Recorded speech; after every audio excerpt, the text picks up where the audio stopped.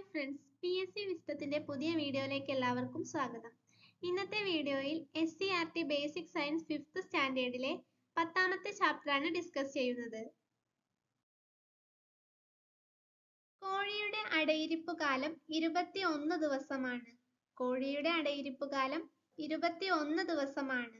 പ്രാവ് 14 ദിവസം, കുരുവി 14 ദിവസം, ഒട്ടകപ്പക്ഷി 42 ദിവസം, ലവ് ബേർഡ്സ് 22 മുതൽ 25 ദിവസം വരെ. കോഴി 21 ദിവസം, പ്രാവ് 14 ദിവസം, കുരുവി 14 ദിവസം, ഒട്ടകപ്പക്ഷി 42 ദിവസം, ലവ് ബേർഡ്സ് 22 മുതൽ 25 ദിവസം വരെ.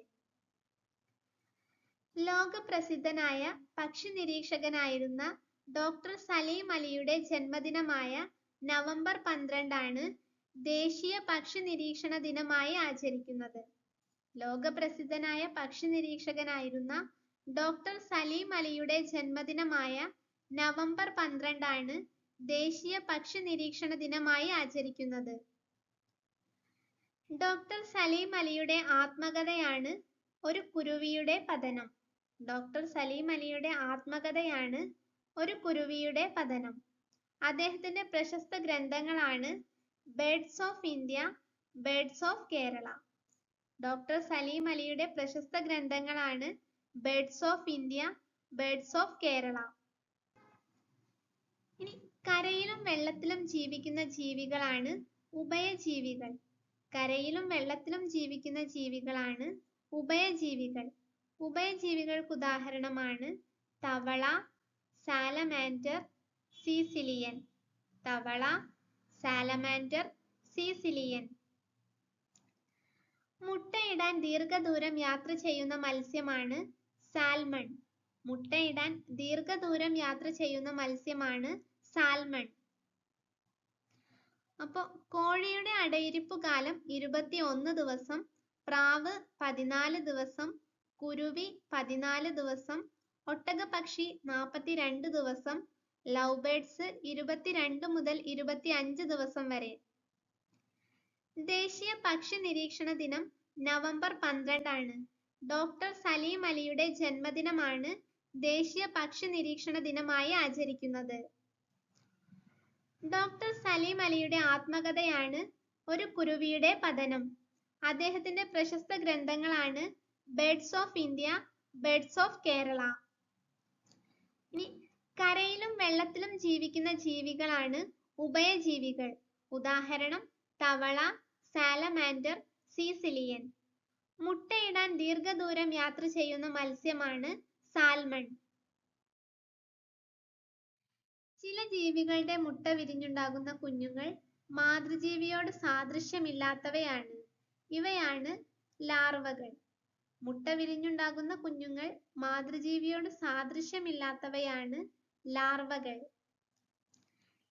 ഇനി ലാർവാവസ്ഥയിലുള്ള കുഞ്ഞുങ്ങൾ വിവിധ വളർച്ചാ ഘട്ടങ്ങളിലൂടെ കടന്നുപോയി മാതൃജീവിയോട് സാദൃശ്യമുള്ള രൂപങ്ങളായി മാറുന്നതാണ് രൂപാന്തരണം.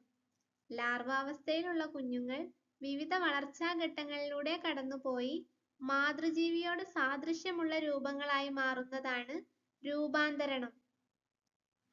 രൂപാന്തരണം നടക്കുന്ന ജീവികളാണ് തേനീച്ച, പൂമ്പാറ്റ, തുമ്പി, കൊതുക്, ഈച്ച.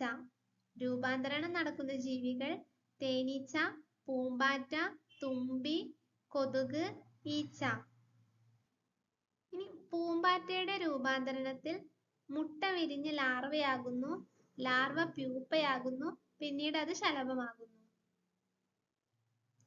ഇനി തുമ്പിയുടെ ലാർവയാണ് കുഴിയാന.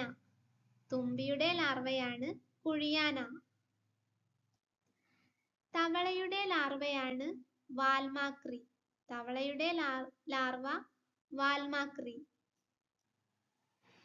ഏറ്റവും കൂടുതൽ രൂപാന്തരണം നടക്കുന്നത് പ്രാണികളിലാണ്. ഏറ്റവും കൂടുതൽ രൂപാന്തരം കാണുന്നത് പ്രാണികളിലാണ്. കടലാമകളെ സംരക്ഷിക്കുന്ന കേരളത്തിലെ കടൽത്തീരമാണ് മലപ്പുറം ജില്ലയിലെ വള്ളിക്കുന്നിലെ മുതിയം കടൽത്തീരം. കടലാമകളെ സംരക്ഷിക്കുന്ന കേരളത്തിലെ കടൽത്തീരമാണ് മലപ്പുറം ജില്ലയിലെ വള്ളിക്കുന്നിലെ മുതിയം കടൽത്തീരം. കുഞ്ഞുങ്ങളെ പ്രസവിച്ച് പാലൂട്ടി വളർത്തുന്ന ജീവികളാണ് സസ്തനികൾ. കുഞ്ഞുങ്ങളെ പ്രസവിച്ച് പാലൂട്ടി വളർത്തുന്ന ജീവികളാണ് സസ്തനികൾ. പറക്കുന്ന സസ്തനിയാണ് വവ്വാൽ. പറക്കുന്ന സസ്തനിയാണ് വവ്വാൽ.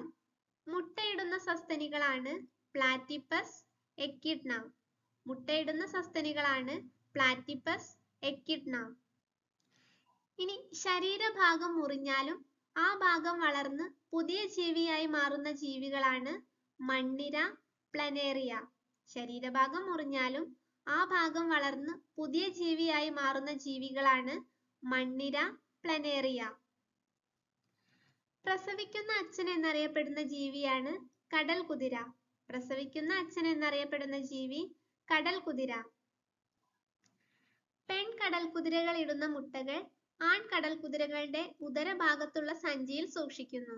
പിന്നീട് 40 ദിവസത്തിന് ശേഷം ഈ മുട്ടകൾ വിരിഞ്ഞ് കുഞ്ഞുങ്ങൾ സഞ്ചിയിൽ നിന്ന് പുറത്തു വരുന്നു. അതുകൊണ്ടാണ് കടൽ കുതിര പ്രസവിക്കുന്ന അച്ഛൻ എന്നറിയപ്പെടുന്നത്. ഇനി സഞ്ചി മൃഗം എന്നറിയപ്പെടുന്നത് കങ്കാരു ആണ്. സഞ്ചി മൃഗം കങ്കാരു.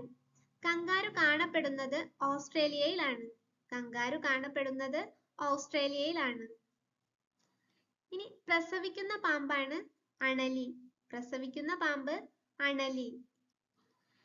കടലിലെ മഴക്കാടുകൾ എന്ന് വിശേഷിപ്പിക്കപ്പെടുന്നത് പവിഴപ്പുറ്റുകളാണ്. കടലിലെ മഴക്കാടുകൾ എന്ന് വിശേഷിപ്പിക്കപ്പെടുന്നത് പവിഴപ്പുറ്റുകളാണ്. അപ്പോൾ കുഞ്ഞുങ്ങളെ പ്രസവിച്ച് പാലൂട്ടി വളർത്തുന്ന ജീവികളാണ് സസ്തനികൾ. പറക്കുന്ന സസ്തനിയാണ് വവ്വാൽ. മുട്ടയിടുന്ന സസ്തനികളാണ് പ്ലാറ്റിപ്പസ്, എക്കിഡ്ന. ശരീരഭാഗം മുറിഞ്ഞാലും ആ ഭാഗം വളർന്ന് പുതിയ ജീവിയായി മാറുന്ന ജീവികളാണ് മണ്ണിര, പ്ലനേറിയ. പ്രസവിക്കുന്ന അച്ഛൻ എന്നറിയപ്പെടുന്നത് കടൽ കുതിര. സഞ്ചി മൃഗം കങ്കാരു. കങ്കാരു കാണപ്പെടുന്നത് ഓസ്ട്രേലിയ. പ്രസവിക്കുന്ന പാമ്പ് അണലി. കടലിലെ മഴക്കാടുകൾ എന്ന് വിശേഷിപ്പിക്കപ്പെടുന്നത് പവിഴപ്പുറ്റുകൾ. പവിഴപ്പുറ്റു വർഷമായി ആചരിച്ചത് 1997 2008 പവിഴപ്പുറ്റു വർഷമായി ആചരിച്ചത് 1997 2008 ലോകത്തിലെ ഏറ്റവും വലിയ പവിഴപ്പുറ്റുകളാണ് ഓസ്ട്രേലിയയിലെ ഗ്രേറ്റ് ബാരിയർ റീഫ്. ലോകത്തിലെ ഏറ്റവും വലിയ പവിഴപ്പുറ്റുകളാണ് ഓസ്ട്രേലിയയിലെ ഗ്രേറ്റ് ബാരിയർ റീഫ്. അപ്പോൾ പവിഴപ്പുറ്റു വർഷമായി ആചരിച്ചത് 1997 2008 ലോകത്തിലെ ഏറ്റവും വലിയ പവിഴപ്പുറ്റുകളാണ് ഓസ്ട്രേലിയയിലെ ഗ്രേറ്റ് ബാരിയർ റീഫ്. വീഡിയോ ഇഷ്ടപ്പെട്ടാൽ ലൈക്ക് ചെയ്യുക, ഷെയർ ചെയ്യുക. Thank you.